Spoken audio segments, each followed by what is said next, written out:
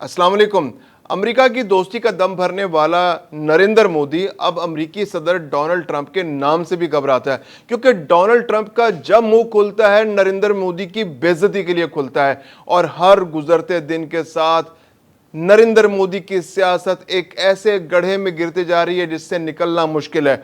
और अब जो 17 जून का वाकया सामने आया है, इसने तो ताबूत में आखिरी कील ठोंक दिया है कि नरेंद्र मोदी सदर डोनाल्ड ट्रंप की दावत से इसलिए भाग गया कि कहीं डोनाल्ड ट्रंप उसकी फील्ड मार्शल आसिम मुनीर से मुलाकात ना करा दें। और फील्ड मार्शल आसिम मुनीर से मुलाकात करना नरेंद्र मोदी की सियासत का खात्मा था, क्योंकि नरेंद्र मोदी की सारी सियासत हिंदुत्व की सियासत है, पाकिस्तान की मुखालफत की सियासत है, पाकिस्तान की नफरत की सियासत है और मुसलमानों से नफरत की सियासत है।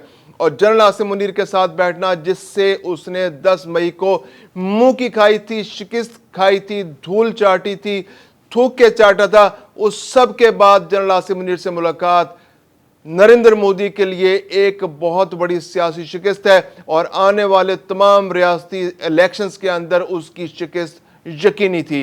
मैं हूं खुर्रम कलीम और आप देख रहे हैं 24 डिजिटल। मई की जंग नरेंद्र मोदी के लिए एक डरावना ख्वाब है, और उसके बाद हर गुजरते दिन के साथ दुनिया इस बात का बरमला इज़हार कर रही है कि भारत जो सलामती कौंसिल के मुस्तकिल रुकन बनने के ख्वाब देख रहा था, बल्कि वो क्वालिफाई कर चुका था अपने ताई कि हम तो जी सलामती कौंसिल के मेंबर हैं, हमें आप मुस्तकिल मेंबरशिप क्यों नहीं दे रहे? आपने चाइना को दे रखी है, फ्रांस बरतानिया से, हम तो उनसे भी बड़े हैं, हम तो दुनिया के सबसे बड़े मुल्क बनने जा रहे हैं, बस अमरीका हमसे बड़ा है, बाकी उसके बाद तो हम सबसे बड़े। तो वो मुल्क 10 मई को जब उसने पाकिस्तान से जूते खाए, 3 से 4 घंटे उनको जूते पड़े, पाकिस्तान ने उनके हर अहम जगह पर जब रॉकेट फेंके और उन रॉकेटों ने तबाही मचाई, तो उसके बाद भारत एक मामूली सा मुल्क बनकर सामने आया, जिसने हाथ जोड़कर अमेरिका के सामने और पाकिस्तान के सामने दरख्वास्त की कि जनाब आप जंग बंदी कर दीजिए, हमारी इतनी फसली थी, हम तो आपके कुछ गैर मुसल्लह लोगों को निशाना बनाना चाह रहे थे, हमसे गलती हो गई। अब ये कहा तो नहीं उन्होंने, लेकिन जब जंग बंदी की, उन्होंने दरख्वास्त की, तो ये इस बात का इजहार था कि जनाब हमारी बस हो गई, अब हम मजीद नहीं लड़ना चाह रहे। तो वो दिन और उसके बाद 17 जून का दिन, 17 जून को नरेंद्र मोदी साहब ने बड़ों के छत्ते में हाथ डाल दिया। वो बड़ों को छत्ता कौन था? वो बड़ों को छत्ता डोनाल्ड ट्रंप साहब। G7 समिट में इस बार भारत को उन्होंने नहीं बुलाया था।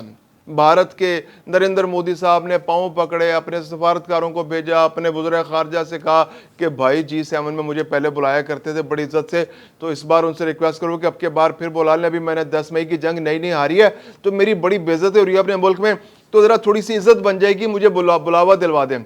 अब ये वहाँ चले गए। G7 समिट में मुलाकात हुई। इधर डोनाल्ड ट्रंप साहब जो थे वो जनरल आसिम साहब को इशाइया दे रहे थे। अब उन्होंने इशाइये का प्लान बना रखा था। उन्होंने उनसे कहा नरेंद्र मोदी साहब से कि आप भी तशरीफ लाएं, हम आपकी मेज़बानी करना चाहते हैं। अगरचे आसिम मुनीर साहब का, फील्ड मार्शल आसिम मुनीर साहब का इसमें जिक्र नहीं आया, लेकिन 10 मई के बाद तो नरेंद्र मोदी के ख्वाबों में भी जनरल आसिम मुनीर आते हैं। वो ख्वाबों में उठ के कई दफ़ा बैठ जाते हैं सोते में, और उनको नींद भी नहीं आती। तो उन्होंने कहा कि आसिम मुनीर साहब, फील्ड मार्शल आसिम मुनीर साहब, जिनसे अभी हमने नई शिकस्त खाई है, वो अमेरिका में मौजूद हैं और उनके लिए वहाँ पे तकरीबात हो रही हैं। तो कहीं ऐसा ना हो कि वो जो डोनाल्ड ट्रंप साहब हैं, वो तो दुनिया में अमन कायम करने के इस वक्त ख्वाब देख रहे हैं, उनके भूत सवार इस वक्त कि मैंने अमन का नोबेल प्राइज़ लेना है। तो कहीं ऐसा ना हो कि वो मुझे और फील्ड मार्शल आसिम मुनीर साहब को आमने सामने बिठा दें, हमें मजबूर करें, हमें कन्विंस करें कि आप मसला कश्मीर का हल निकालें, आप तमाम जो तस्फिया तलब मसाइल हैं उन पर गुफ्तगू करें। और जो वादा जब पाकिस्तान को अमेरिका ने कहा था कि आप सीज़ फायर के लिए, अमेरिका ने पाकिस्तान से रिक्वेस्ट की थी, तो उस वक्त वादा किया था कि आप सीज़ फायर करें, हम इस बात को इंश्योर करेंगे कि पाकिस्तान और भारत के दरमियान जो तस्फिया तलब मसाइल हैं उन पर मुज़ाकरात हों और मुज़ाकरात के कोई कॉन्क्रीट हल निकलें। तो वो अमेरिका को अपना वो वादा याद था। तो अमेरिका की भी ये ख्वाहिश थी कि पाकिस्तान और भारत के दरमियान मुज़ाकरात हों, और उसके लिए 12 कोशिशें भी हो चुकी हैं, और इस बात के इम्कान भी है कि मुत्तहिदा अरब अमारात में पाकिस्तान भारत की शायद ट्रैक 2 मुलाकातें हो जाएं, या किसी आला सतह का जो है कि इंट्रैक्शन हो जाए। तो मोदी के दिमाग में यह था कि कहीं ऐसा ना हो कि कहीं फील्ड मार्शल आसिम मुनीर से उनका आमना सामना करा दिया जाए, उनकी मुलाकात हो जाए, और कहीं जामे मुज़ाकरात कॉम्पोजिट डायलॉग वहीं बैठे बैठाए फील्ड मार्शल साहब के साथ उनके शुरू ना हो जाए। तो मोदी साहब ने तो मुनासिब समझा कि वहां से खिसक लिया जाए। अब जब वहां से खिसक लिया उसके बाद अब बात तो करनी थी। अब ये वो दिन था कि जब डोनाल्ड ट्रंप को बहुत बुरा लगा कि ये मोदी साहब ने क्या हरकत की। मैं इनको बुलाना चाह रहा हूं, मैं इनको इनवाइट कर रहा हूं कि अमेरिका आ जाएं, और वो अमेरिका आने की बजाय उन्होंने किसी और मुल्क का, शायद सर्बिया का या क्रोशिया कहां दौरा करना था, वो वहां चले गए। इसके बाद मोदी साहब को अंदाजा हो कि यार तो मैंने भंड मार दिया, मेरे से बड़ी गलती हो गई। जब वो भारत पहुंचे तो उन्होंने कहा चलो जी अब मैं मुलाकात तो नहीं किया तो चलो एक टेलीफोन कॉल कर लेते हैं। अब टेलीफोन कॉल की, अब टेलीफोन कॉल करते हुए भी उनके दिमाग में वही भूत सवार था कि मैं तो भाई बड़ा चैंपियन हूं, मैं तो भारत का 1 अरब 35 करोड़ की आबादी के मुल्क का वजीर आजम और पिछले 11 साल से वजीर आजम हूं। तो मैं अमरीकी सदर से गिला करूंगा कि यार आप क्या मुझे बुला रहे थे, वहां पे फील्ड मार्शल साहब वहां आए हुए थे और आप मुझे भी बुला रहे थे, और आप ये क्या हर रोज बयान दे के कहते हैं कि मैंने सीज फायर कराया, मैंने सीज फायर कराया। अब उन्होंने ये टेलीफोन कॉल मिलवाई।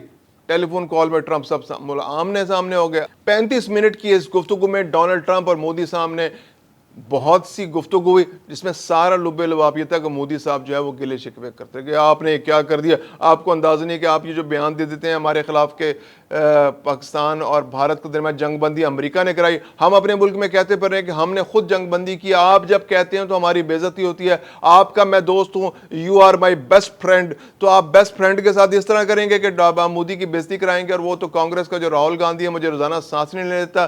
कांग्रेस में राज्यसभा जो है वो हमारी जान खा रही है, लोकसभा में हमारी जान खा रही है, हमारी बेइज्जती हो रही है, और मैं तो छुपता फिर रहा हूं कि मैं क्या करूं। और आप जो है चाह रहे हैं कि मैं अमेरिका हूं, जनरल आसिम मुनीर से मिलूं, उनसे मुलाकातें करूं, पाकिस्तान के साथ मुज़ाकरात करूं। आपको अंदाज़ा नहीं, हम तो सोचते हैं कि आपके साथ जप्पियां डाल डाल के वो जादू की जप्पी हमने डाली थी, उसके बाद तो हमारे हालात बेहतर हो जाएंगे। यहाँ तो हालात ख़राब से ख़राब होते जा रहे हैं। तो अब जबकि हमें आपकी मदद की ज़रूरत है, हमने आपका इलेक्शन में कितना साथ दिया, हमने आपकी कैंपेन की पूरी कि आप सदर बन जाएं, तो अब जबकि हमारी सियासत थोड़ी ख़तरे में है तो आप हमारी मदद करें। अब ये वाली बातें जो है ये अमेरिकी सदर को जो है ना एक आंख नहीं भारी, क्योंकि अमेरिकी सदर जो है वो तो पाक भारत दोस्ती का अहद किए बैठे हैं कि उन्होंने दोस्ती करानी है, दोस्ती करके बाद उन्हें अमन का नोबेल पीस प्राइज लेने।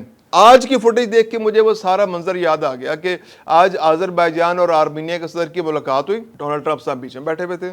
उन्होंने एक उनके दरमियान जो कई दहाइयों से एक तस्फिया तलब मसला था, उनकी जंगें हो रही थी जो 90s में भी हुई, उसके बाद भी हुई, और अभी रिसेंटली साल 1.5 साल 2 साल पहले भी, जिसमें पाकिस्तान ने अजरबैजान का खुल के साथ दिया, क्योंकि आर्मीनिया से हमारे उस तरह से सफारती ताल्लुकात नहीं है, और तुर्की और पाकिस्तान ने अजरबैजान का एलानिया साथ दिया। अजरबैजान पाकिस्तान के जो क्लोजेस्ट फ्रेंड्स हैं, जहां पाकिस्तान के झंडे लहराए जाते हैं जिस मुल्क के अंदर, जिसकी अवाम पाकिस्तान से दिल से मोहब्बत करते हैं, अजरबैजान उन मुल्कों में से है। तो मैं इमेजिन कर रहा था, एक मेरे जहन में एक मंजर आ रहा था कि यहीं आसिम मुनीर साहब एक तरफ जहां अजरबैजान के सदर बैठे हैं, वहाँ फील्ड मार्शल आसिम मुनीर साहब बैठे होते, एक तरफ जो मोदी साहब जहाँ पे आर्मीनिया के सदर बैठे थे, यहाँ मोदी साहब बैठे होते, और बीच में डोनाल्ड ट्रंप बैठे होते, और यहाँ पर एक प्रेस कॉन्फ्रेंस हो रही होती, और यहाँ पे ऐलान होता कि कश्मीर समेत तमाम तस्वीर तलब मसाइल जो हैं वो कई दहाइयों से, जो 7-8 दहाइयों से चल रहे थे, वो दोनों सरबराहान ने बैठ के, दोनों लीडरान ने बैठ के इस मसले को हल कर लिया है। और अब जो है ना ये दोनों मुल्क दोस्ती की तरफ बढ़ेंगे, और दोनों एटमी ताकतें जो हैं आइंदा कभी नहीं लड़ेंगी बल्कि आइंदा दोस्त होंगी।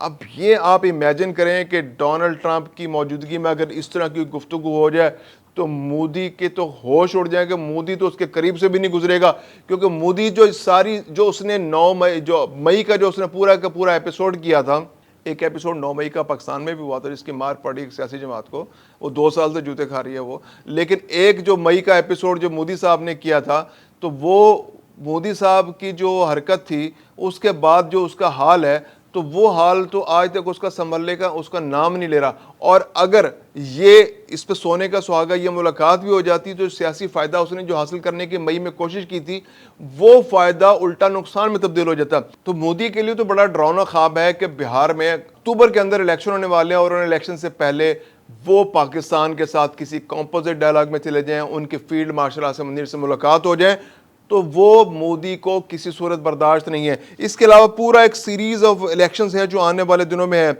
वहाँ पर पंचायत इलेक्शंस आसाम में होने वाले, तेलंगाना में पंचायत इलेक्शंस होने वाले, रियासती इलेक्शंस होने वाले हैं आसाम के अंदर, तेलंगाना के अंदर। जो टेरिटोरियल जो वहाँ पे बहुत सारी जगह हैं जहाँ पर रियासती इलेक्शंस होने वाले हैं और 2025-26 के अंदर 9 मुकामात ऐसे हैं जहाँ पर इलेक्शन होने वाले हैं।